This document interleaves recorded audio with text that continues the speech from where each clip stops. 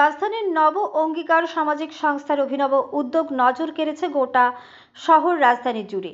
নতুন বছরের শুরুর দিনই সংস্থার উদ্যোগে গোটা ক্লাব এলাকার প্রতিটি বাড়ি বাড়ি মিষ্টির প্যাকেট পৌঁছে দিয়েছেন সংস্থার সদস্যরা। তাদের পাশে থেকে উৎসাহ প্রদান করেন নব অঙ্গীকার সামাজিক সংস্থার সম্পাদক দেবদাস বক্সি ও সভাপতি কিশোর মজুমদার। ব্যুরো রিপোর্ট আরই ধর্মনগর। সংস্থার পক্ষ থেকে একটা শুভেচ্ছা বার্তা স্মারক, হ্যাঁ, আর ক্ষুদ্র পরিসরে আমরা যুদ্ধরা পারছি।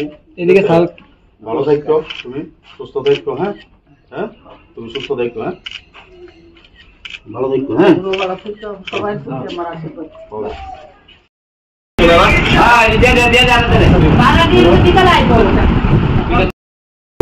সামাজিক সংস্থা এই ধরনের উদ্যোগ থেকে সমাজের কাছে কি বার্তা দিতে চাইছেন আপনারা?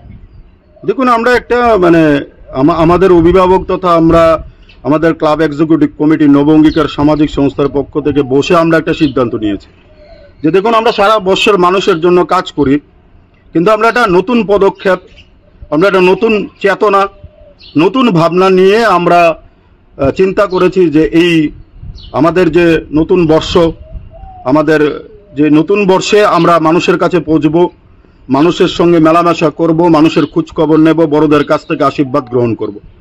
এই পদক্ষেপের জন্য আমাদের অভিভাবক যারা রয়েছেন আমাদেরকে বিভিন্নভাবে সাহায্য করেছেন।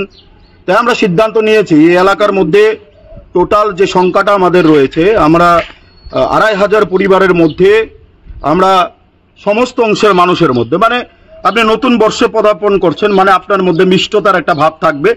আগামী দিনে আমরা সবাই মিষ্টি হয়ে চলবো এবং মিষ্টতার ভাবনা আমাদের মধ্যে থাকবে বলেই আমরা সমস্ত অংশের মানুষের মধ্যে আমরা একটা শুভেচ্ছা বার্তা প্রেরণ করেছি। শুভেচ্ছা বার্তায় আমরা বলেছি যে নতুন বর্ষে নতুন বৈশাখ, নতুন চিন্তা ভাবনা আপনাকে উন্মোচিত করবে এবং আপনি ভালো থাকবেন এবং আপনি সুস্থ থাকবেন। পাশাপাশি আমরা সমস্ত পরিবার তথা যারা বিভিন্ন বাড়িতে মনে করুন রয়েছে, এক্সট্রা হিসাবেও রয়েছে, তাদের মধ্যেও আমরা মিষ্টি বিতরণ করছি। ভাবনা এবং চিন্তা আমাদের একটাই, যে আমাদের যে বিকশিত ভাবনা এবং বিকশিত চিন্তা ভাবনা এবং সহনশীলতার পরিচয় দিয়ে আমরা একটা কথাই বলতে চাই, আমরা যে শিক্ষাটা আমাদের অভিভাবকদের কাছ থেকে নিয়েছি, রাজ্যের অভিভাবকের কাছ থেকে নিয়েছি, প্রফেসর ডক্টর মানিক সাহা মহোদয় রাজ্যের প্রাণপ্রিয় মুখ্যমন্ত্রী ওনার কাছ থেকে নিয়েছি, সেই ভাবনা চিন্তার মধ্য দিয়ে আমরা একটাই চিন্তা নিয়েছি, আজকে নতুন যাত্রা আমরা শুরু করব। মানুষের মধ্যে মিলে গিয়ে মানুষের আশীর্বাদ নিয়ে আমরা নতুনভাবে চেতনা সমৃদ্ধ হব, সেটাই হলো আমাদের সবচাইতে বড় দৃষ্টান্ত। এবং এই দৃষ্টান্তের মাঝখানে আজকে যারা আপনারা উপস্থিত হয়েছেন প্রেস মিডিয়ার বন্ধুরা, আপনাদের সবাইকে আন্তরিক অভিনন্দন, শুভেচ্ছা জ্ঞাপন করছি।